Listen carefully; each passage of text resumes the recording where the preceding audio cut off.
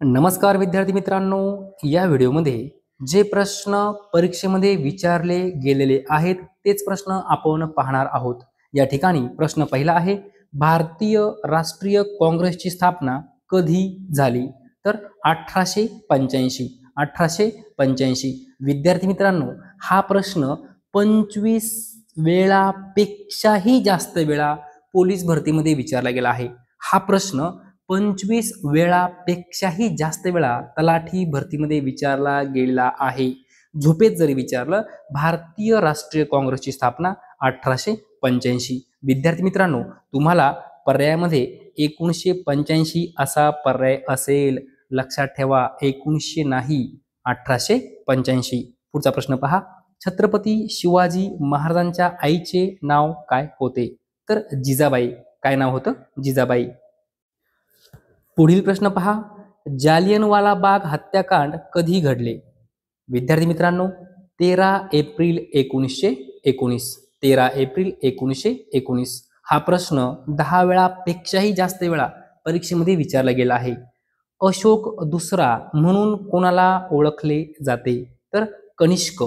कनिष्क यांना अशोक दुसरा म्हणून ओळखले जाते।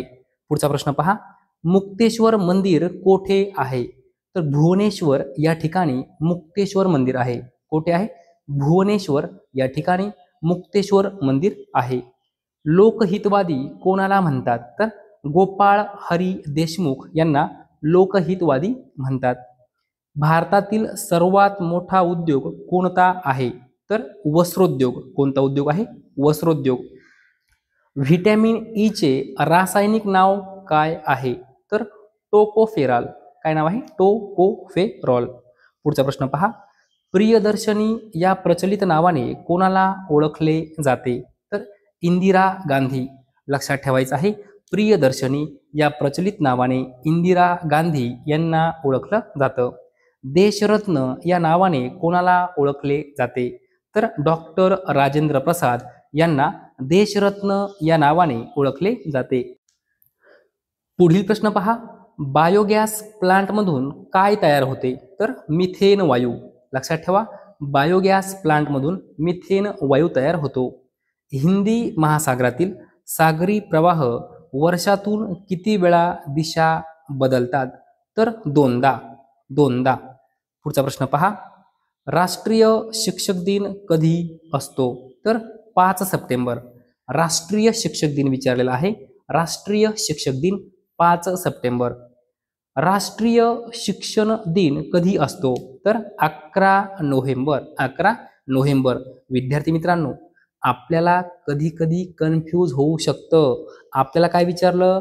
राष्ट्रीय शिक्षक दिन जर विचारलं तर 5 सप्टेंबर, आणि राष्ट्रीय शिक्षण दिन जर विचारलं तर 11 नोव्हेंबर। लक्षात ठेवा, या ठिकाणी आपण कन्फ्यूज होऊ शकतो। शिक्षक दिन म्हटलं तर 5 सप्टेंबर, आणि शिक्षण दिन म्हटलं तर 11 नोव्हेंबर।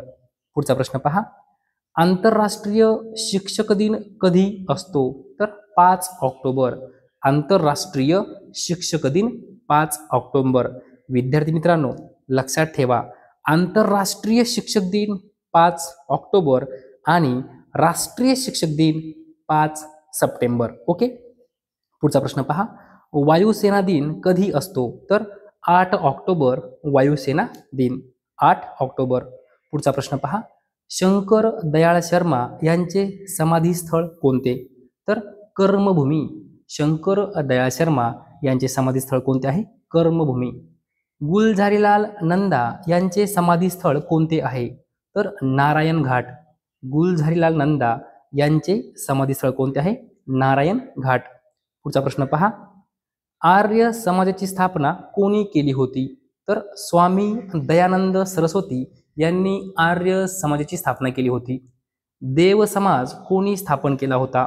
तर शिवनारायण अग्निहोत्री।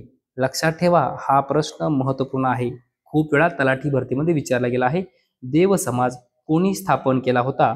तर शिवनारायण अग्निहोत्री। पुढचा प्रश्न पहा, सार्वजनिक सभा कोणी स्थापन केली होती? तर गणेश वासुदेव जोशी यांनी सार्वजनिक सभा स्थापन केली होती। सत्यशोधक समाज कोणी स्थापन केला होता? तर महात्मा फुले. लक्षात ठेवा, सत्यशोधक समाज कोणी स्थापन केला होता? महात्मा ज्योतिबा फुले यांनी. जैन धर्माचे पहिले तीर्थकर कोण होते? तर ऋषभदेव. कोण होते?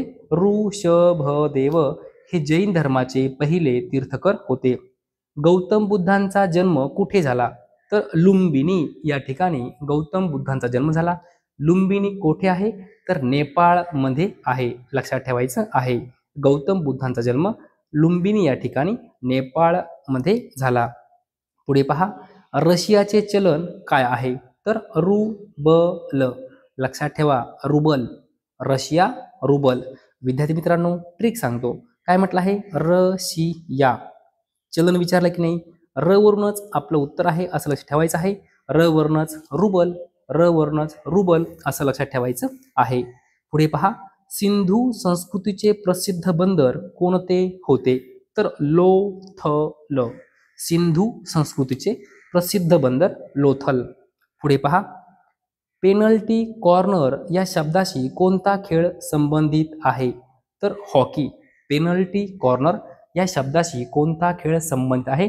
तर हॉकी. देवधर ट्रॉफीशी कोणता खेळ संबंधित आहे? तर क्रिकेट.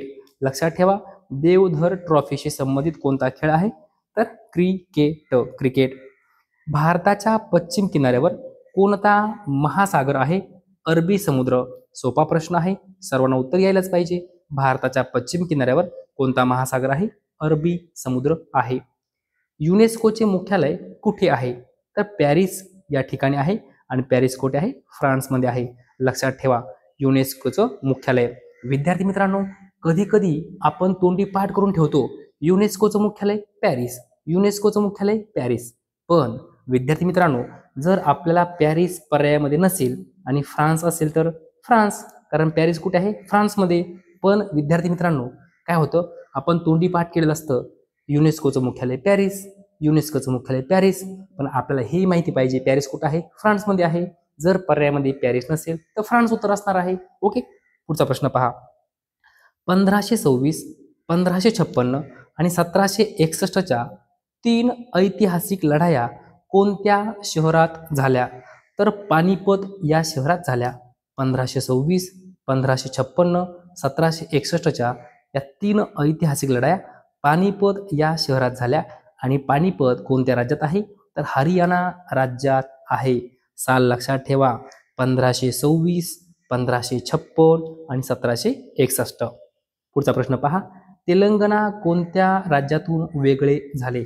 तर आंध्र प्रदेश राज्यातून तेलंगणा वेगळे झाले. लक्षात ठेवा, वारंवार हा प्रश्न परीक्षेमध्ये विचारला गेला आहे. तेलंगणा आंध्र प्रदेश राज्यातून वेगळे झाले. राष्ट्रीय दुग्ध संशोधन संस्था कोठे आहे? तर कर्नाल. राष्ट्रीय दुग्ध संशोधन संस्था कर्नाल या ठिकाणी आहे. आणि कर्नाल कोणत्या राज्यात आहे? तर हरियाणा राज्यामध्ये आहे. बौद्ध धर्मात सारनाथ येथे भगवान बुद्धांनी दिलेल्या पहिल्या प्रवचनाला काय म्हणतात? तर या ठिकाणी योग्य उत्तर आहे धर्मचक्र प्रवर्तन. काय म्हणतात? धर्मचक्र प्रवर्तन. बौद्ध धर्मात सारनाथ येथे भगवान बुद्धांनी दिलेल्या पहिल्या प्रवचनाला धर्मचक्र प्रवर्तन असे म्हणतात. पुढचा प्रश्न पहा, दिल्लीतील जामा मशीद कोणी बांधली? तर शहाजहा. शांतता काळातील सर्वोच्च लष्करी पुरस्कार कोणता आहे? तर अशोक चक्र. लक्षात ठेवा, शांतता काळातील सर्वोच्च लष्करी पुरस्कार अशोक चक्र. भगतसिंग, सुखदेव आणि राजगुरू यांना कधी फाशी देण्यात आली? तर 23 मार्च 1931. 23 मार्च 1931. पद्मावत कोणी लिहिले? पद्मावत कोणी लिहिले? तर मलिक मोहम्मद जायसी. मलिक मोहम्मद जायसी यांनी पद्मावत लिहिले. पुढचा प्रश्न पहा, सुंदरलाल बहुगुणा कोणत्या चळवळीशी संबंधित आहे? तर चिपको चळवळ. कोणती चळवळ? चिपको चळवळ. हा प्रश्न तलाठी भरतीमध्ये, पोलीस भरतीमध्ये खूप वेळा विचारला गेला आहे. सुंदरलाल बहुगुणा कोणत्या चळवळीशी संबंधित आहे? तर चिपको चळवळ. 1923 मध्ये स्वराज्य पक्षाची स्थापना कोणी केली? तर चित्तरंजन दास आणि मोतीलाल नेहरू. चित्तरंजन दास आणि मोतीलाल नेहरू यांनी 1923 मध्ये स्वराज्य पक्षाची स्थापना केली. पुढचा प्रश्न पहा. पांढऱ्या हत्तींचा देश कोणता आहे? तर थायलंड. पांढऱ्या हत्तींचा देश थायलंड. कांगारू कोणत्या देशाचे राष्ट्रीय चिन्ह आहे? तर ऑस्ट्रेलिया. हा प्रश्न खूप वेळा परीक्षेमध्ये विचारला गेला आहे. कांगारू कोणत्या देशाचे राष्ट्रीय चिन्ह आहे? तर ऑस्ट्रेलिया. कोणत्या ग्रहाभोवती वर्तुळे आहेत? तर शनी या ग्रहाभोवती वर्तुळे आहेत. जगात कोणत्या बँकेच्या सर्वाधिक शाखा आहेत? तर state bank of India. State bank of इंडियाच्या सर्वाधिक शाखा आहेत जगामध्ये. पुढे पहा. 7 टेकड्यांचे शहर कोणते? तर रोम. 7 टेकड्यांचे शहर रोम. किती उंचीवर तापमान 1 अंश सेल्सिअसने कमी होते? तर 165 मीटर. लक्षात ठेवा, 165 165 मीटर. पुढचा प्रश्न पहा.